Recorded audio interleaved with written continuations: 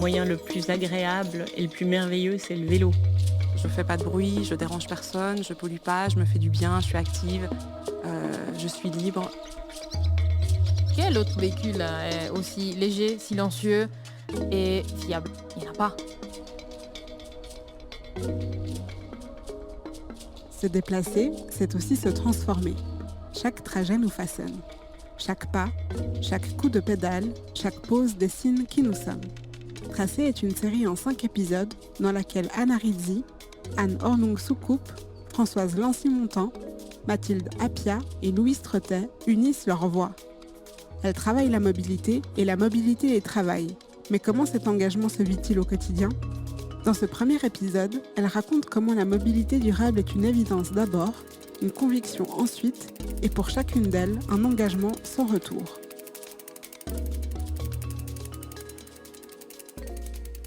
J'ai commencé à faire du vélo quand j'avais 2-3 ans, comme tous les enfants à peu près. Et puis j'ai fait ça tout au long de mon enfance. Anna Rizzi, mécanicienne vélo et formatrice chez Genève Roule. Vers mes 13-14 ans, j'ai pratiqué de la boxe. Et en été, la salle des gyms, elle était fermée. Bon, il n'y avait pas de cours en fait. Mais il fallait quand même s'entraîner pour rester un peu en forme pendant l'été. Et juste à côté de chez moi, il y avait un magasin où on pouvait louer des vélos pour pas grand-chose, pour les gens qui ne pouvaient pas se permettre d'acheter un beau vélo. Et chaque été, pour 100 euros, ils faisaient des prix jeunes, des prix étudiants. Et j'ai pu commencer à faire du vélo à ces moments-là. Je suis partie de chez moi quand j'avais presque 19 ans. J'ai quitté la maison de mes parents pour aller travailler. Je viens d'Italie, d'une petite ville qui se trouve à côté de Milan, Bergamo. Je suis arrivée à Genève au moment du confinement. Donc c'était une période qui était très très très très dure parce que pendant les confinements, tout était bloqué. Et par chance, parce que j'ai eu une chance incroyable, j'ai réussi à trouver cet apprentissage d'aller vélo. Au début, j'étais pas sûre au 100% de vouloir faire ça parce que c'était quelque chose de complètement nouveau que j'avais jamais fait de ma vie. Mais il faut se laisser surprendre par la vie des fois et il faut essayer même des choses qu'on n'a jamais essayé. Donc j'ai dit, j'ai une semaine de stage, je vais voir. Au pire, si j'aime pas, je vais pas continuer. La première semaine de stage, elle m'a plu énormément et c'était quelque chose que j'avais jamais expérimenté de ma vie. C'est quelque chose de complètement nouveau pour moi, mais je me suis sentie tellement à l'aise en faisant ce que je devais faire que je me suis laissée surprendre par la vie. Et j'ai commencé cet apprentissage et voilà où j'en suis aujourd'hui.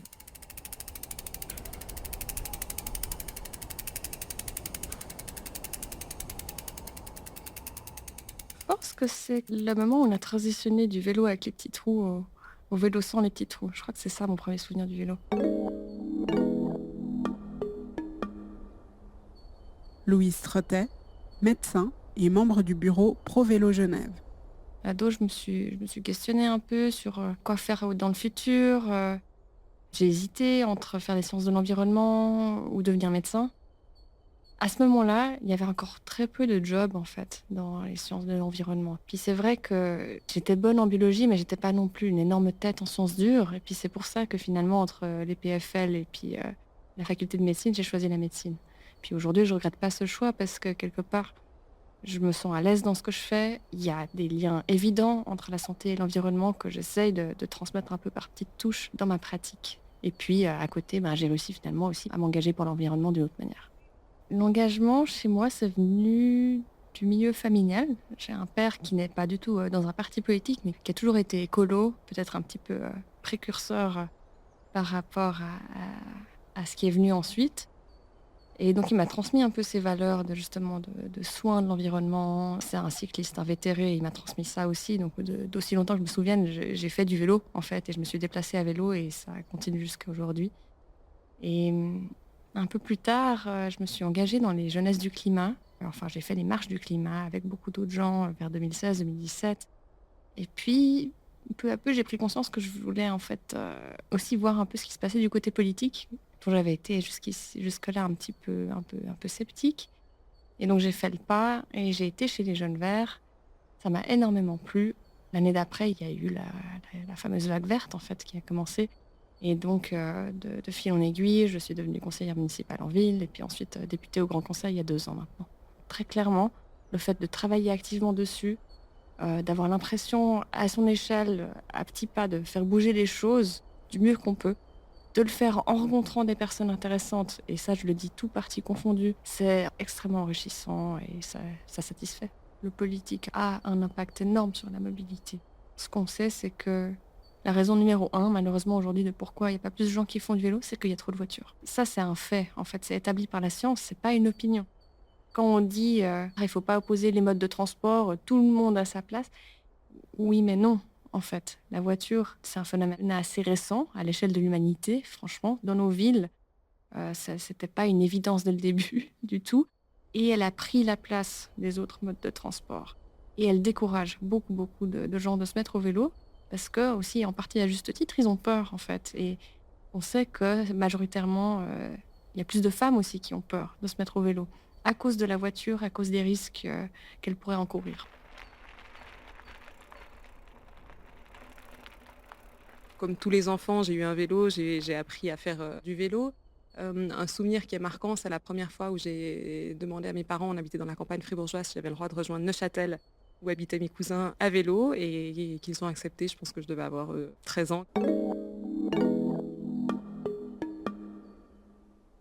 Mathilde Appia, directrice de la Fondation Calife.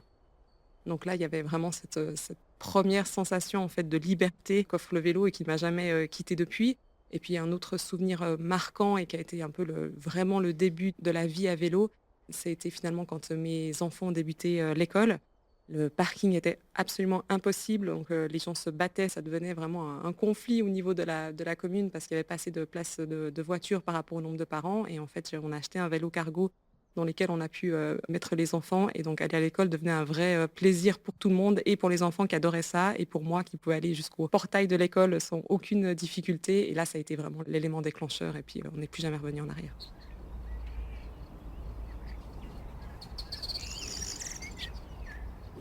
Le premier mot qui me vient à l'esprit, c'est de dire la mobilité, c'est une cohérence.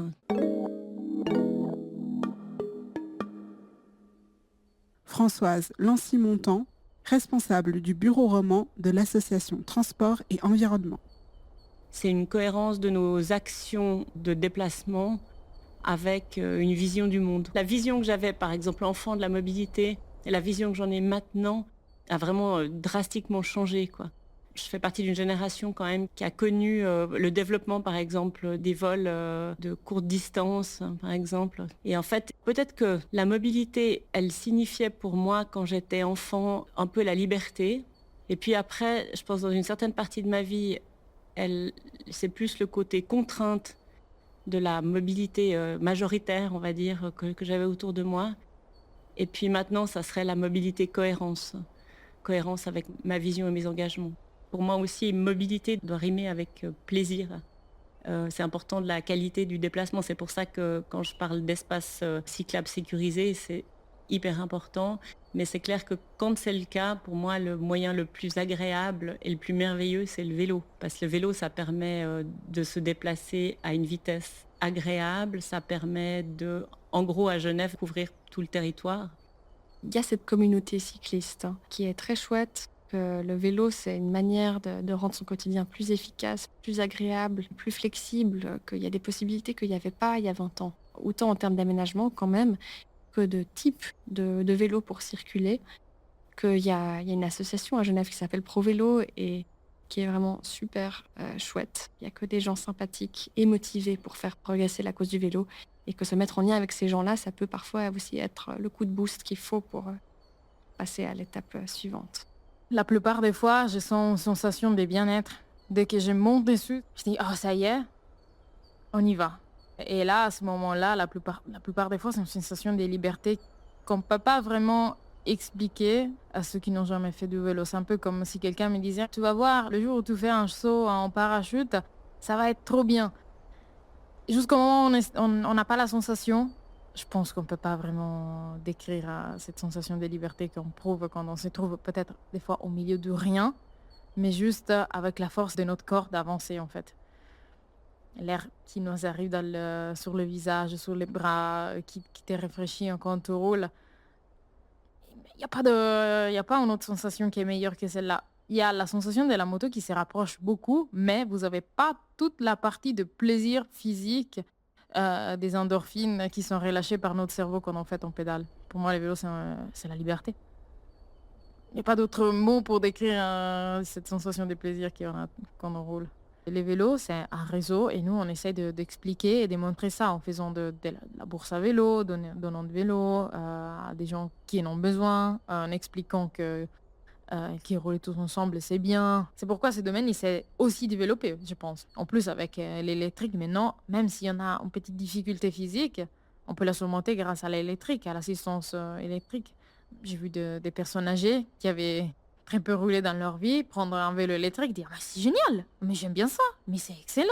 Donc, ça n'a pas d'âge, ça n'a pas des milieux sociaux, c'est vraiment quelque chose qui nous remet tous au même niveau et qui nous rend égaux et qui nous permet de nous amuser tous ensemble. On voit de plus en plus de vélos et il y a toujours moins de gens qui sont passionnés par ça. Et surtout au niveau de la mécanique. C'est vrai que c'est un travail qui n'est pas facile, hein. Je veux pas mentir, c'est pas facile. En été, on transpire, on travaille beaucoup et on s'est fait mal aux doigts parce que des fois, on se pince, on se coupe. C'est pas facile. Mais l'important, c'est de voir le but qui est derrière tout ça. C'est facile d'expliquer comment visser et dévisser un moyeu, la partie qui fait tourner la roue. C'est plus difficile de transmettre pourquoi je fais ça, quel est l'intérêt qui est derrière. Pour un garçon de 15 ans, un scoot, c'est plus stylé. On va pas mentir. Un scoot ou un moto qui veut de bruit, c'est plus stylé. Mais souvent, avec la maturité, on comprend qu'il y a d'autres choses qui sont stylées dans la vie. C'est pas juste le bruit qui est stylé. Des fois, les silences, la précision mécanique est stylée aussi.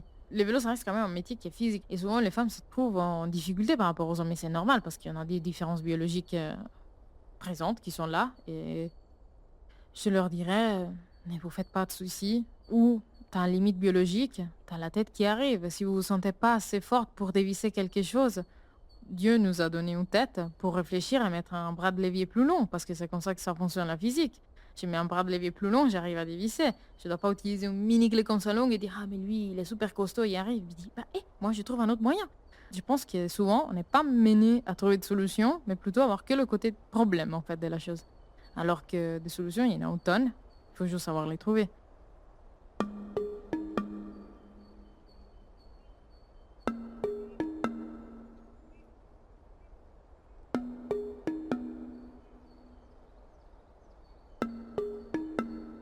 J'ai grandi aux États-Unis, dans une petite ville qui n'avait évidemment pas du tout de transport public. Et ça m'intriguait à l'époque déjà. J'ai tout fait à vélo en tant que jeune.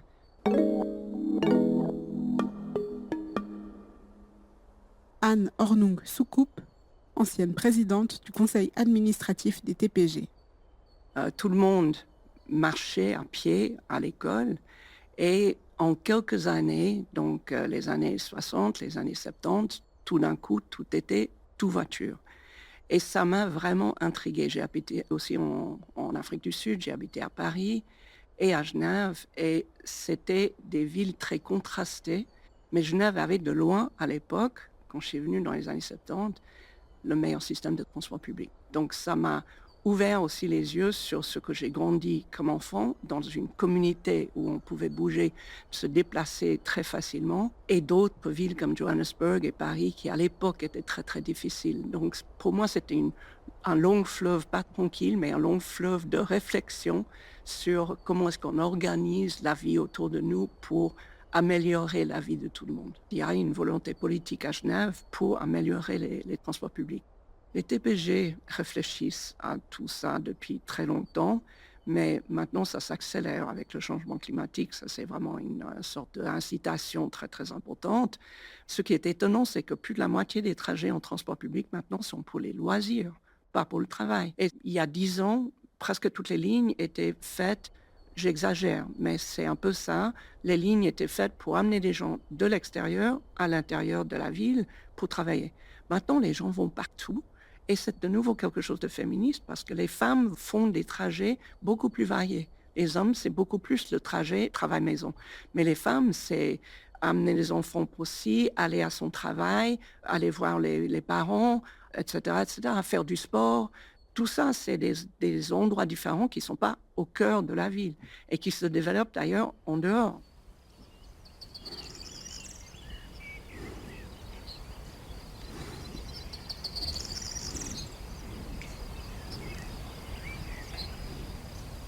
Je trouve qu'il y a beaucoup de blocages politiques autour de la mobilité, autour de l'évolution de la mobilité. La mobilité, elle doit évoluer, la gestion de nos espaces publics doivent aussi évoluer. Et il y a malheureusement beaucoup de partis politiques qui ne font que de rester sur leur position. Et c'est des dogmes, en fait, et il n'y a pas d'évolution. Il y a parfois des retours en arrière. Enfin, on a vu, par exemple, pour prendre peut-être l'exemple le plus évident à Genève, où il y a eu tout d'un coup des pistes Covid qui ont pu voir le jour et qui ont été contestées jusqu'au niveau fédéral. C'est aberrant quand on pense à tout le potentiel et le fait qu'effectivement, favoriser des déplacements à vélo de manière sécurisée, c'est le meilleur moyen pour favoriser le report modal, pour que les gens se mettent à se déplacer à vélo. Donc c'est assez aberrant de voir qu'on puisse s'opposer à quelque chose qui va et dans le sens de la santé et dans le sens de l'amélioration du climat. Il y a d'ailleurs une étude qui a été faite par un professeur de PFL sur la multimodalité ou la modalité de mobilité en général. Donc, qui prend que la voiture ou que le vélo ou que les transports publics. Il y a très peu maintenant. On a diminué énormément les gens qui prennent uniquement la voiture parce qu'il y a des choix. On a le choix. Et puis, les gens à vélo, des fois, il pleut des cordes ou bien il y a la glace, ben, ils prennent les transports publics ou Mobility, ou des taxis. Je veux dire, vraiment, tout ça, c'est une coopération de mobilité. Et c'est ça qu'il faut travailler ensemble. C'est vraiment que ce soit seamless, qu'il n'y a pas d'interruption, que les vélos soient disponibles aux arrêts de transport public, que les voitures puissent parquer, si possible, pas sur la rue, que tout ça marche pour tout le monde.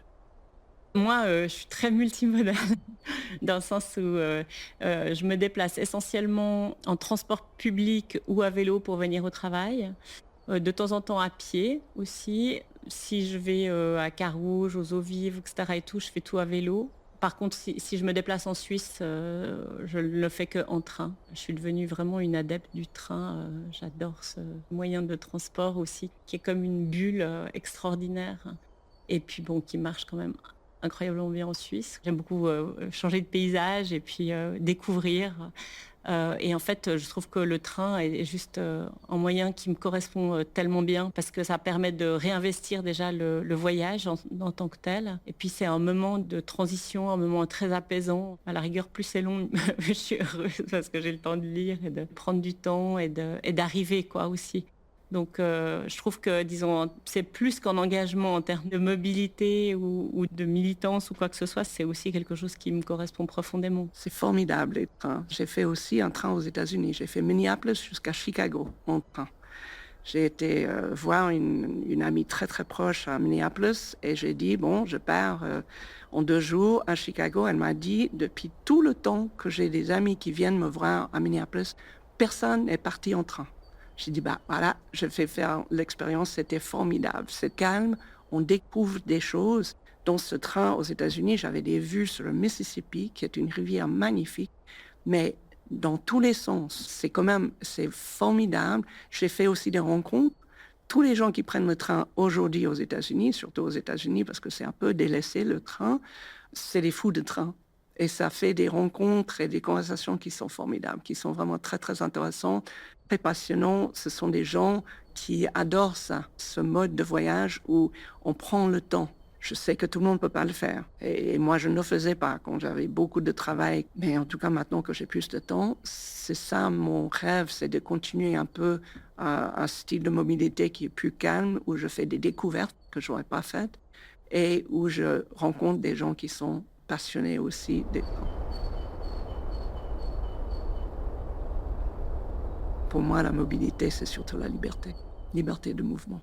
J'ai déménagé avec mon mari en ville il y a 2 ans, au centre de Genève, et c'est formidable. Je vais vendre ma voiture, je vais, je pense, faire mobilité ou autre chose. Je prends des taxis de temps en temps, je prends constamment les transports publics, mais de ne jamais chercher une place de parc, c'est la liberté pour moi. La mobilité, c'est une forme de flexibilité et de liberté pour moi. Ça ouvre tellement d'horizons, en fait, de pouvoir se déplacer facilement. Ça permet de rencontrer plus de personnes, ça permet d'avoir accès à plus d'activités, ça permet tout ça. La sérénité quand même aussi, par rapport aux rares fois où je prends la voiture et où je me dis, mon Dieu, mais c'est tellement rigide. Je dois vraiment avoir une idée claire de l'itinéraire, alors qu'en vélo, au pire, je fais une petite pause sur le bas-côté, je réfléchis, je regarde mon téléphone. Ah ok, c'est par là, je change d'itinéraire, c'est beaucoup plus flexible. Je peux le pousser un moment sur le trottoir. C'est beaucoup moins prise de tête que de prendre la voiture, clairement. Je pense que c'est vraiment ça, une harmonie, une vraie adéquation entre mes valeurs et entre ce que je suis en train de faire, entre ma ville idéale et celle que je contribue à construire. Je viens pas d'une famille qui est engagée, notamment pas du tout sur les questions de mobilité, mais je pense qu'on m'a transmis la valeur du respect de l'autre. Et c'est vrai qu'aujourd'hui, on le sait, il y a des énormes enjeux climatiques. On sait que par rapport à ce que la planète peut supporter pour ne pas être davantage détruite, on parle même pas de réparation, mais juste de maintenir, on a le droit, entre guillemets, à émettre 2 tonnes par habitant. En Suisse, on est en moyenne à 14 tonnes. Donc finalement, tout ce qu'on s'accorde au-delà des 2 tonnes, mais on le fait au détriment de quelqu'un. Et ça, je pense que c'est une valeur qu'on m'a transmise. Et je pense que c'est plutôt ces valeurs-là de considération de l'autre qui m'ont amené aujourd'hui dans ces engagements-là.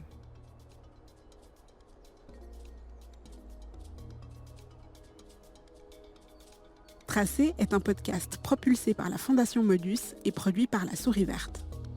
Merci à Anna Rizzi, Anne Hornung-Soucoupe, Françoise Lancy-Montant, Mathilde Appia et Louise Trottet pour leur participation.